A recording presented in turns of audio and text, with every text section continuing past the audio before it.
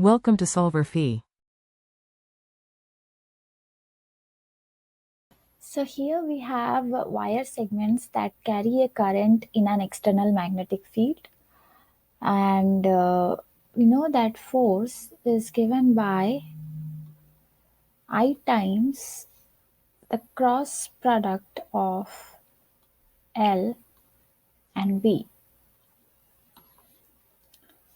So the magnitude of F will be I times L times B times sine phi, where phi is the angle between length and the magnetic field.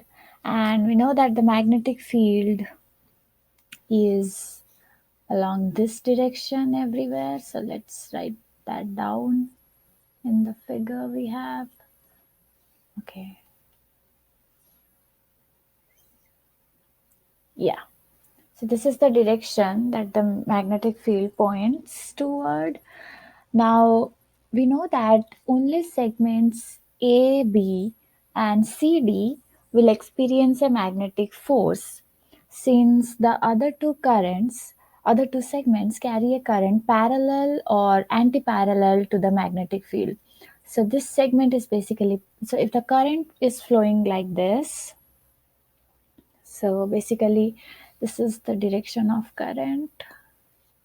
So current is clockwise, and for BC, the current is parallel to magnetic field, or L is parallel to the magnetic field, and for AD they are anti-parallel.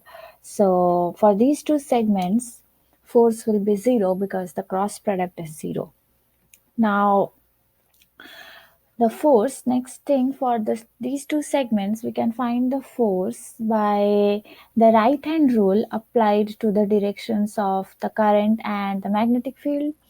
Now the torque due to a force is equal to force times the perpendicular distance between the axis and the line of force. So here let's mark the force now. So for this segment, this is force is zero for these two, and over here, magnetic field is along this direction as you see from here. So okay, so current is clockwise. This is a mistake. I'm sorry for that. Oh,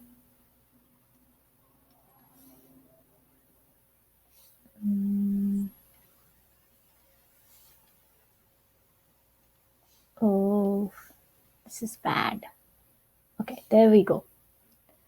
Now, okay, this is the direction of current. This is a magnetic field. Then we apply the right hand rule to find the direction of force. And if you see, the force goes into the plane of the screen. So let's mark it by this. So this is the direction of force. So let me mark all the directions in different colors so they can be differentiated. So this is the direction of force, and this is the direction of magnetic field. And green shows the direction of the current. Okay, so similarly for this segment CD, this is the current, and this is the magnetic field. So we apply the right hand rule again, and we see that this direction is out of the plane of the screen. So let's call this FAB and here FCD. And force in these two segments, BC and AD, is basically zero. Now, so that is part A. Now for part B, we see that FAB acts at the hinge, and since we know that torque is given by the product of the force times the perpendicular distance between axis and the line of force, So that distance is basically 0 here because it acts at the hinge itself. So torque at AB is equal to 0.